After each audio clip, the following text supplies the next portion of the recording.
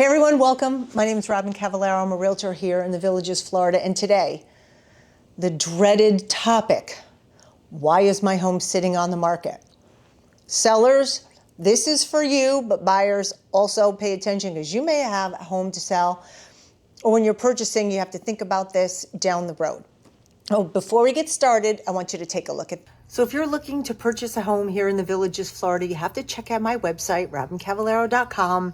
You can register online and begin your MLS search. Well, you can search for homes everywhere in Florida, but it'll enter your information and I can follow along, see where your saved searches are. I can set them up for you. And most importantly, we can keep in constant communication of what is new and coming that matches most of your criteria here in the Villages, Florida. So be sure to register robyncavallaro.com to begin your search. All right, thanks everyone, and let's get back to the video. All right, so you know where to search for the perfect home here in Florida. But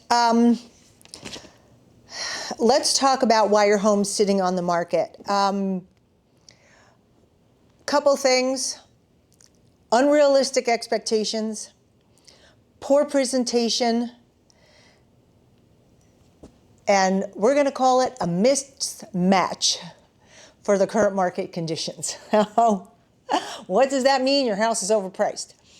All right, so we're going to get into the pricing in a little bit, but first, and I've done videos on this and you've watched plenty of videos on why homes are sitting. Now, we do think about this community because I know people are panicking. Why are so many homes for sale?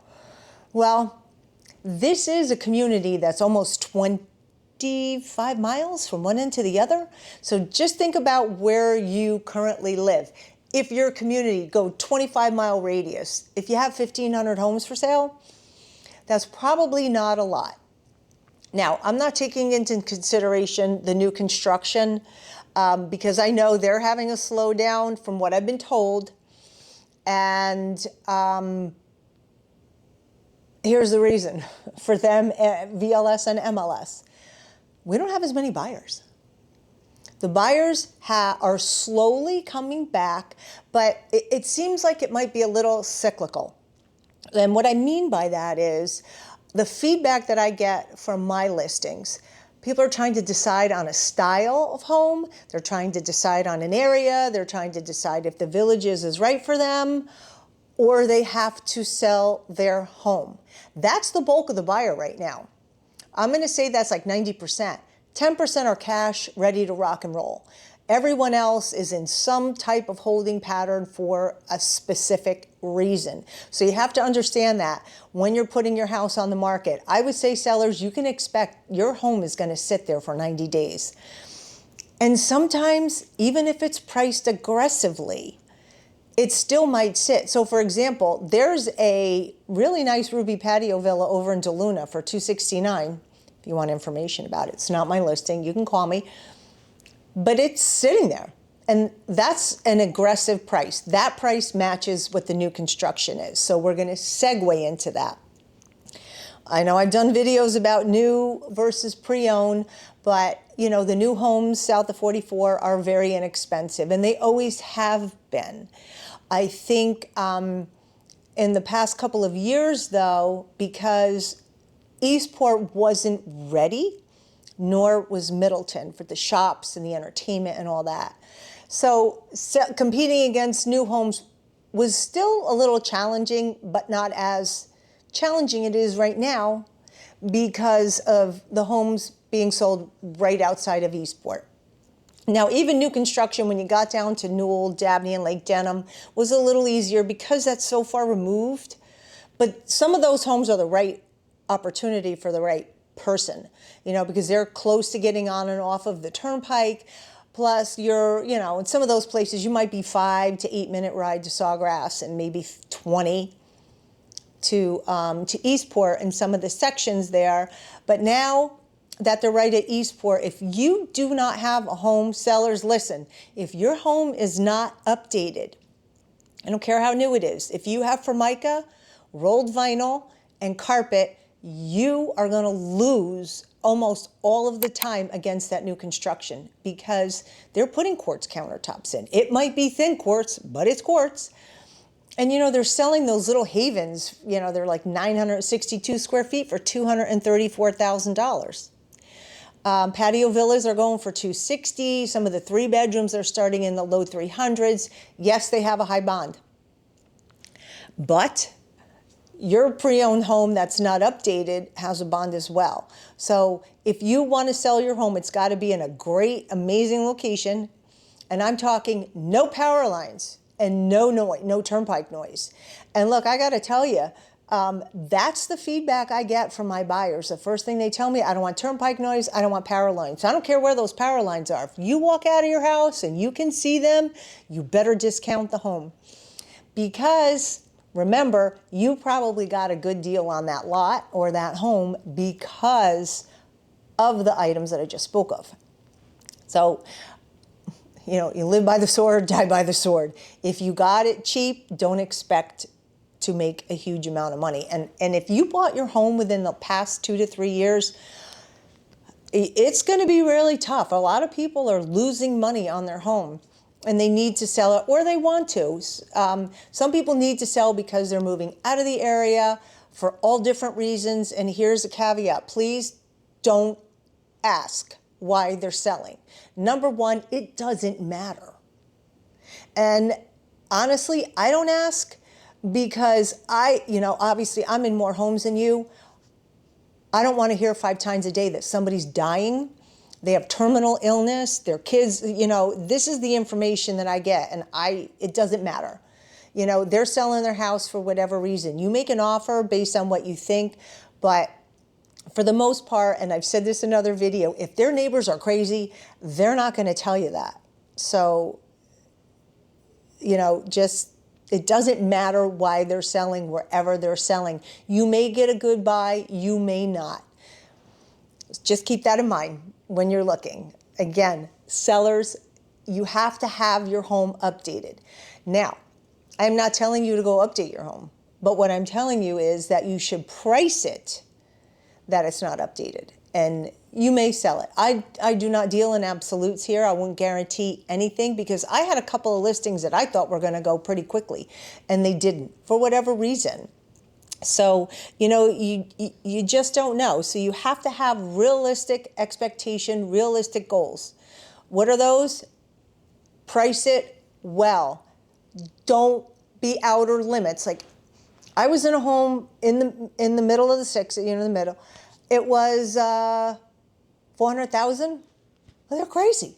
It needed a roof. It needed updated, all kinds of stuff. It's like, you're never going to sell this house like this. And I had buyers, and I told them exactly that. I said, this is not the house for you. You can spend better money on another home that you won't have to do the things that you need to do here.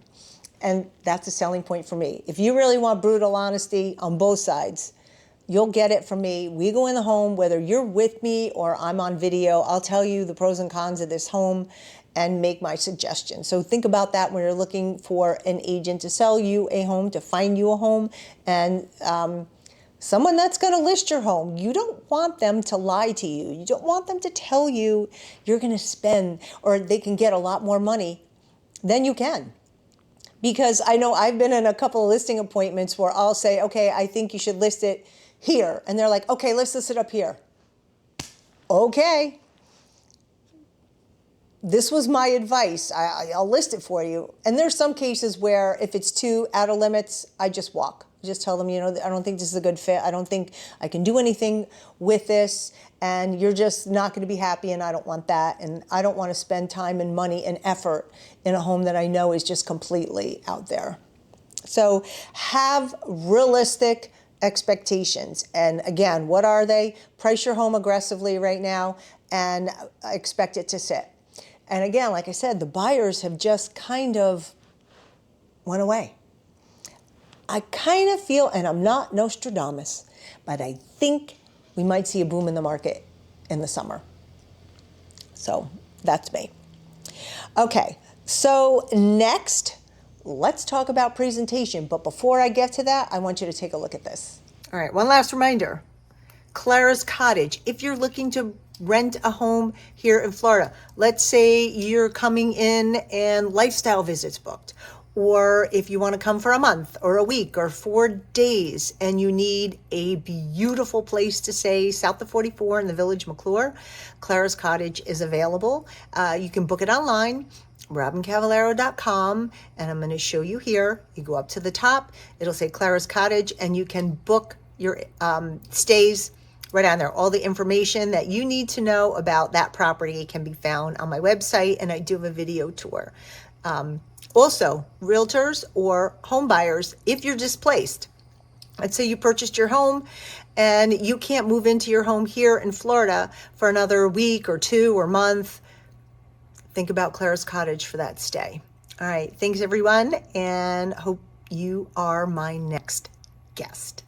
All right, so I know you're all going to book Clara's Cottage for your next stay. I might be managing another property that I'll have outside of Eastport that you'll be able to rent. I'll have more details for that coming up.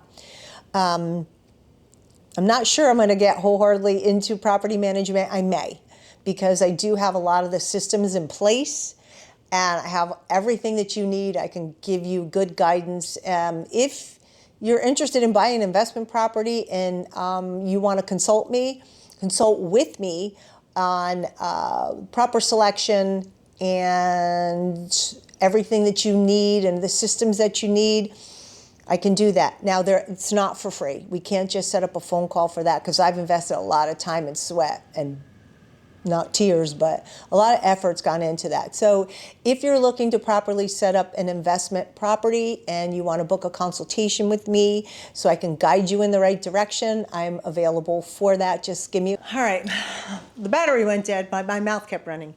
So I think I was saying, if you wanted to book a consultation, you can give me a call. And I've got a lot of helpful things that you need to know about setting up and operating a profitable vacation home. Short-term, long-term, whatever. Okay, so back to it.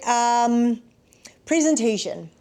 Again, you want to make sure your home looks good from the exterior when you drive up, and on the interior, clean. It doesn't have to be furnished, doesn't necessarily have to be staged. It just has to look presentable.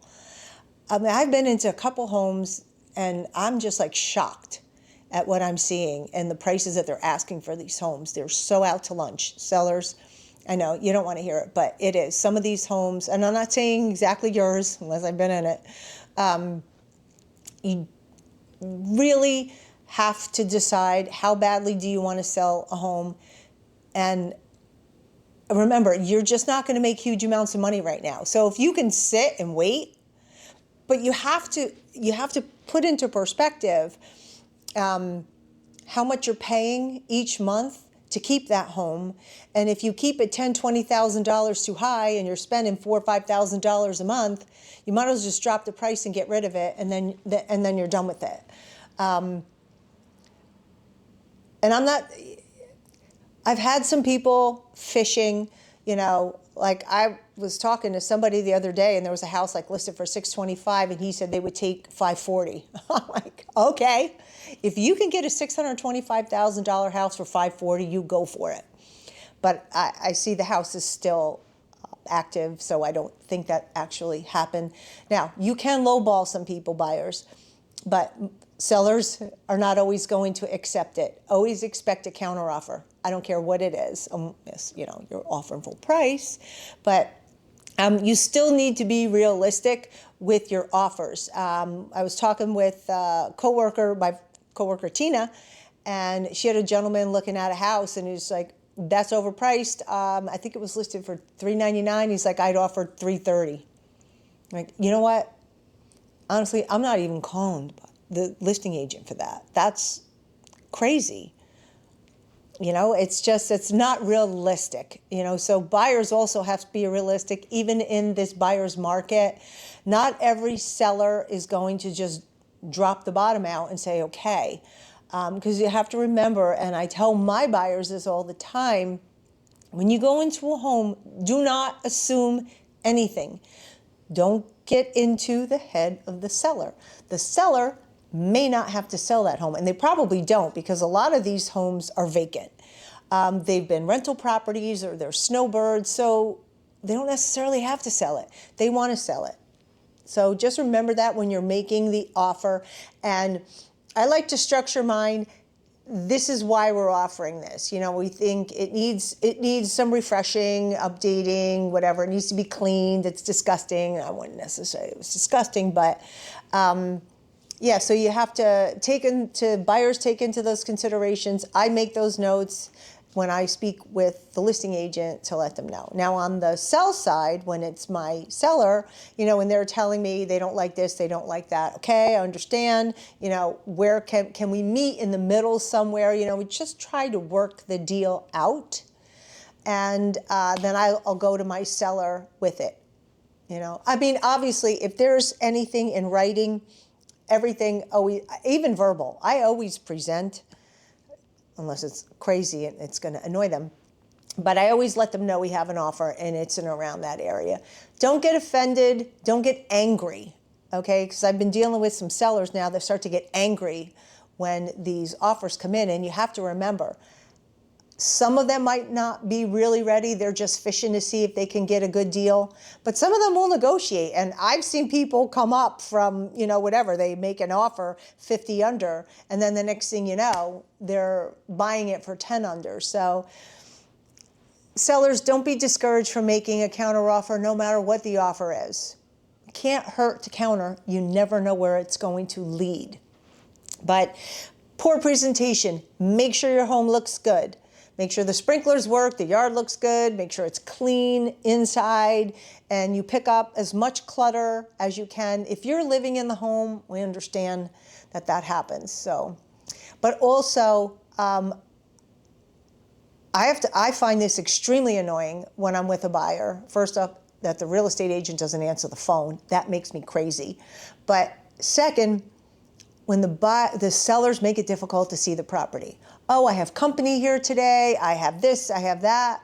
And I will ask I know where my buyers are at. So if I book an appointment and it's an occupied property, usually I'll try, if they're just looking, I try not to book properties where the owner is there, just because I don't want to displace them, because these people are not buying anyway.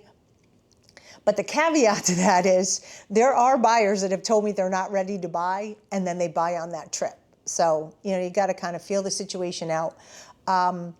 But make sure you make it accessible. Now, I'm not saying you got to get up at 6 o'clock in the morning and leave the house, but just, you know, the more obstacle that you create to get into the home, the harder it is for us to bring buyers in to sell it. So just make sure, sellers, that your home is accessible and easily accessible to your listing agent. Does location matter?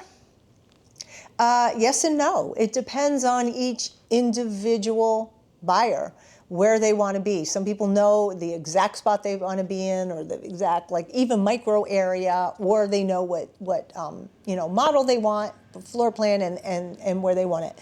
So location does matter in some instances. So, you know, just listen to your realtor's guidance. They're going to tell you how popular your location is. And listen to them. Don't defend your position and where your home is. They're telling you from their experience of the buyers that they're working with, the popularity, or, you know, the likelihood of you getting what you want. And so now, you know, a patio villa up in Marion County isn't going to get as much as a patio villa south of 44. So, you know, there's going to be, I bet there's probably a $20,000, $30,000 swing in the price of the home. So remember that. If you're a seller and you're in the northern area, you probably will get a little bit less money than you would if the home was in the south, but those southern homes cost more to buy. Your home's probably paid off. So just because your home's paid off and they're selling a new home doesn't mean your home goes for the same price as, I'm going to say new, but like a newer home. So just remember that when you're pricing, location can and does matter. Do you need to sell your home turnkey to get rid of it? Yes and no. It all depends on the buyer. I've had buyers who want turnkey, and I have others who don't want the furniture. So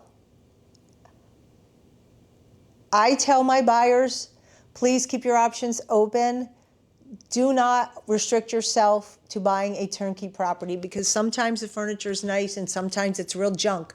And you want something in there for when you get there, but you may have eliminated a couple of homes that were perfect, but just because they didn't have furniture, you excluded it. And I swear, if you go to any of these furniture stores, within 20 minutes, you will walk out of there and they will have given, you would be able to purchase all of your furniture. So it's easy to do. It's not that difficult. And with Amazon, you can order everything else online and they're going to deliver it right to your house. So it can be as easy or as difficult as you want it to be. But, you know, turnkey or not, I know this is a buyer-seller thing, but sellers, you don't always have to sell it turnkey. And do you want to know my secret? This is what happens a lot. I'll see listings where furniture is optional and purchased separately, and in the end, they end up giving you half the stuff because they don't want to move it. Yeah. And that happens more often than not. And I just say, if you have a house to sell and you don't want to sell it turnkey, you're not going to get that much more money for your home because it's turnkey. Like if your home is worth $380, you're not going to get $400 because there's furniture in it. Because 99% of the time, they're not going to like 3/4 of what's in there. And they don't want to pay more. They'll just go out and buy new furniture. You're going to get pennies on the dollar for the furniture in your home. So if you have the opportunity to sell it, just get rid of it. And also, if you're selling and you want to sell the furniture, my advice to you would be go by room. And this is what I tell my sellers to do. You go into the bedroom and you figure out how much you want for everything in that bedroom and everything in the guest room and everything in the kitchen, because I do not sell furniture. No realtor does. And what happens is they start, well, I want that chair, I'll pay $400 for it. I want this. It's like, are you crazy? We can't cherry pick this. And then I wait to the end. After we do the house, it's like, you deal with the owner. You two work it out, because I don't want to be the middleman, because they put a list together what they want, then you mark it up and everybody starts to get annoyed. And then there's a lot of animosity over that ottoman for $50, you know what I mean? So price everything out by room, and it is what it is. Wait to deal with the home sale first and then take care of the furniture. Don't kill your sale because you don't want to negotiate pricing with furniture, and that's where they're going to want to negotiate. So keep it separate, wait till the contract is signed, and then deal with the furniture afterward. So there's my spiel on turnkey. Like I said, half the time it's such crap anyway, I don't even know why you want to buy it. I just had buyers. They liked the home, it was turnkey, and he said, I don't want that furniture. I said, don't you worry, I'll get this furniture out of here before you move in, and I did. It was not, I don't want to say it was not easy. They were closing on a Thursday, so I told the listing agent, just in case the sellers were on Marketplace, that I was going to go on there and sell that furniture. And what I did is I put it up for sale because I thought maybe I can make a couple of dollars for my buyers. Of course, I would have given them all the money and wouldn't take anything. It's their furniture. But it's easier for me to just put it up there and deal with it because I was here. But in the end, I got a couple questions, and then the day before they were going to close, I wrote free on everything, and my Facebook page blew up. And I found a woman and her husband. I said, look, you come tomorrow morning, you can have everything. They came with a trailer and a truck, and they moved it out. They had to take it apart and move it out. They loaded it up. They actually had to do 2 trips. And then, boom, they were done. Everything was gone, and my buyers were happy. Their furniture came in the next day, and everything was amazing. So that does happen here. I know I get this question a lot from sellers and buyers. Is it a better time to, is there a better time to sell here in the Villages? And I tell them no. We're a year-round market. People retire or, separate from the military or decide they want to work from home or they move from Florida all year round. This is unlike where you live, where people want to buy a home and get their kids settled before school starts. That's not like this, so we are a year-round market. You're not going to get any more money in the winter when the snowbirds are here than you are in the summer when they're not, because people are still shopping all year round. Just because they're a snowbird doesn't mean they're necessarily shopping for a home. So I know there are more people here, but there are still buyers from afar looking to purchase here all year round. So then the mismatch of market conditions, and that's again pricing. Right now I tell buyers it's the time to buy. There are deals to be made, maybe not as good as you would like them to be, but there are a lot of homes out there. You have a lot of choice. So if you were to visit here, you're more than likely going to find what you're looking for while you're here during your stay. So it is a good time to buy. Sellers, I still think it's a good time to list your home no matter what, because right home, right buyer, right time.